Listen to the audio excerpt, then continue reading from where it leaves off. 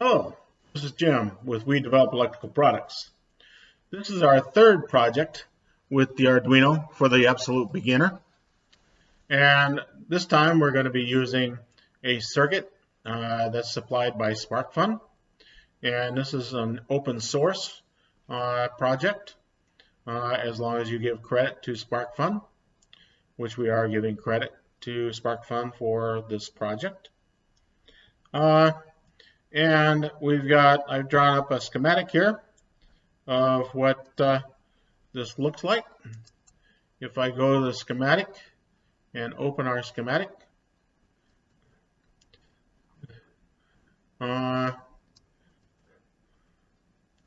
we've got the Arduino, and we've got some 220 ohm current limiting resistors, and we've got 8 LEDs.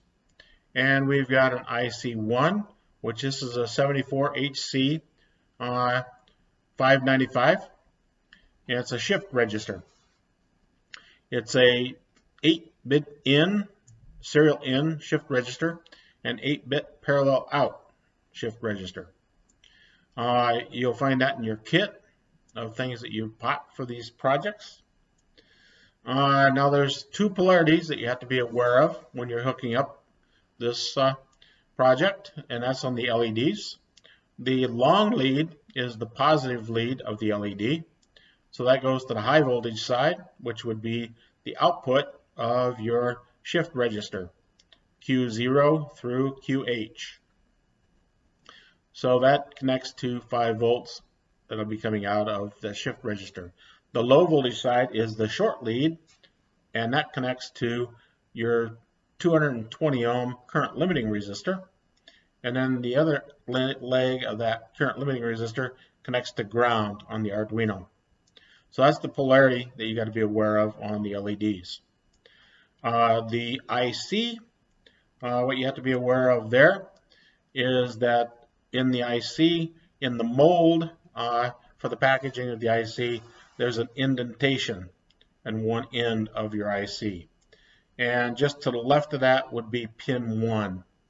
And then they're numbered 1 through 16 counterclockwise. And just laid out just like it shows here in your integrated circuit. So that's the polarity of the integrated circuit you got to be aware of. So the pins, the way they're hooked up here, is we've got Q0, which is the first output of our shift register, which is pin 15. It's going to connect to the long lead of LED 1. Short lead of LED 1 is going to go to your first current limiting resistor, and then that resistor is going to be tied to ground. And then the output, second output, which is pin 1 on the IC, is going to connect to the long lead of LED 2, short lead of LED 2 to your current limiting resistor, other leg to the ground of the Arduino, and so forth and so on for all of the LEDs and all of the outputs on your shift register. Now the other pins on the shift register, we have a serial pin that we're going to be using, and where we're going to get this from is down here. We've got a function table for the shift register and how it works. We're going to be using the serial clock, serial clear, R clock, and QE.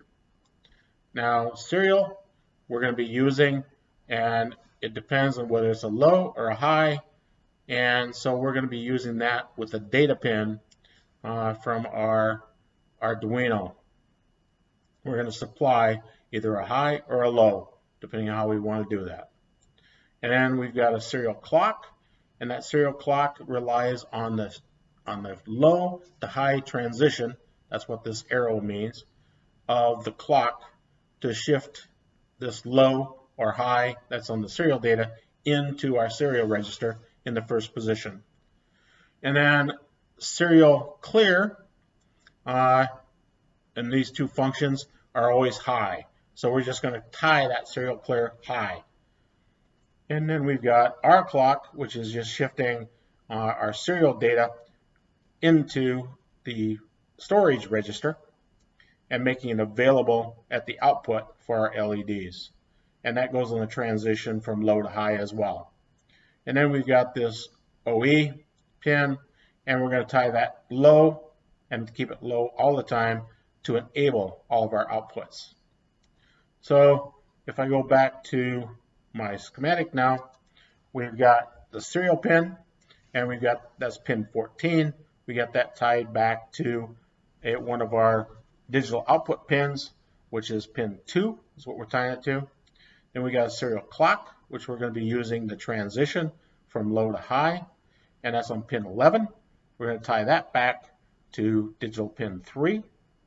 And then we've got serial clear. We're going to tie that high, and that comes up here to pin 16 of IC1, and then back to pin 5. So pin 5, or 5 volts, is going to be applied to pin 16 on IC1 and to pin 10 on IC1. And then this Q, or G, is going to be tied to ground. So it's going to be tied to pin 8 on IC1 and then back to ground on the Arduino. So ground is going to be tied to pin 8 on IC1 and to pin 13 on IC1. So that's our connections. And so as same with all the past projects, there will be links in the description with where you can buy these components, the Arduino, the resistors, LEDs, the shift registers, where you can buy those. And there'll be links to this schematic, on where you can find this schematic. And there'll be links to where you can find this script, or this sketch that we're going to be using. So one thing I'd like you to do is, if you like this project, I'd like you to hit the like button and share the project and subscribe to the project so you can see future projects coming up. So let's go through the script. Now the script is going to be very similar to the script that we had seen back in Project 14, with just a small change. We're going to be writing a couple of new functions to make it look very similar to Project 14. So we go down here, and we first of all have to set up our data pin, our clock pin, and our latch pin. Those 3 outputs from the Arduino that we're going to be using. And we're going to make, those are all going to be integers.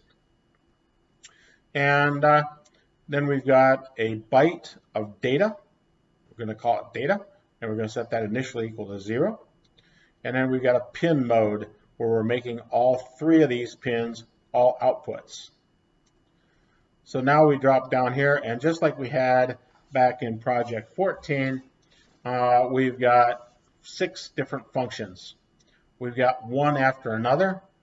We've got one on at a time, ping pong, random LED, marquee, and a new one that we didn't have in Project 14, which is called binary count. Now I've modified this sketch from what was initially provided by putting for loops with each one of these functions. Before, they had 5 out of 6 commented out and only 1 available to run. And if you wanted to select a different one, you had to comment out the one that was running and take the comments off of the one that you wanted to function. But I put for loops in so that it'll go through each one of these functions 8 times, because we've got this for loop set up as from b equals 0 up to 7, and incrementing each time that that's true. And so let's just go through this real quick. We've got the first for loop. The integer b is initially 0, and then it's checking to see if it's less than or equal to 7. First time through, it will be less than or equal to 7. So we go to the one after another function. It drops down here, and we find one after another. And we've got an index and a delay time of 100. And we've got another for loop, which we've got an index, and we've got an index starting at 0 and checking to see if it's between 0 and 7. If it is, and it is initially, we go to shift right, and we pass shift right an index value and a high value. Now shift right, what is that? Well, up here, there's a function that we've written, or SparkFun has written actually, and it's called shift right. It takes that desired pin, which was our index, and our Boolean value, which is desired state, which we passed as high, and it drops down here to this bit right, takes the desired state of high, and the desired pin, which is the index function, which would start out initially as 0, and it takes that high and 0 and puts it on the data. And so our first bit is going to be set to 0. And then it goes down here to shift out, and shift out's a new function. And what shift out does is it takes that data and it does all the hard work of shifting it out to our shift register. It takes that data, puts it on the data pin. As soon as that data is available at the data pin, it produces a clock pulse for our shift register to clock it into the shift register. And it's doing that most significant bit first. So the most significant bit is the byte, has 8 bits, 0 and 1s, and it takes the leftmost 0 or 1 and shifts it into our shift register first. And then the next bit would be the 6th bit, and it shifts it on the data pin, and a clock pulse comes out and shifts it into our pin as the second pin. Once it gets all 8 bytes, or all 8 bits shifted in to our shift register, we do a digital write of the latch pin, and we make it a high. That's going to move it parallel out to the output and be available to all 8 of our LEDs. And then we make it a low on that digital latch pin. So that's how the new function, which is shift right, works, and how the new function bit right works and shift out works. Now the bit right is an Arduino function. The shift out is an Arduino function. You can find that in the Arduino. But this shift right is a function that was written by us or by SparkFun. And you can write your own functions anytime you want. So it goes through that one on at a time, or one after another, and then it drops down here. After it's gone one after another of turning each one of them on with high, it drops down here and index 7 and checks to see if it's between 7 and 0, and it decrements by 1. And what it's doing there is it's doing the shift right again, and it's making them low. So it's turning them off one at a time and delaying our delay time of 100 milliseconds. And then we've got, after it does that one after another 8 times, it drops down here to the next for loop, and it does one on at a time. And if we drop down here to one on at a time, it has another index and a delay time, and it has another for loop here, which we're going through from 0 to 7, and it's doing a shift right, and it's taking that index and that high and passing that to our shift right function and turning an LED on.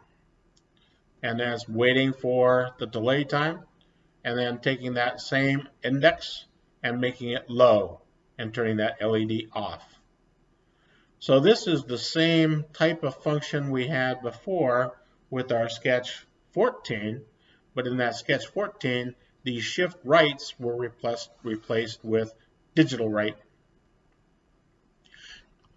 So that's how this whole function works. Now I'll show you how it works in real life. It's going to go down through. It's going to do 7 times on the one after another, and then 7 or 8 times, I'm sorry, and then 8 times of one on at a time, and then 8 times of ping pong, and then 8 times of random LED, 8 times of marquee, and then it's going to do 1 time a binary count from 0 to 250. So this is how it works. I'll hit the reset button and we'll start out from the beginning. And this is the one after another. Turns them all on, turns them all off.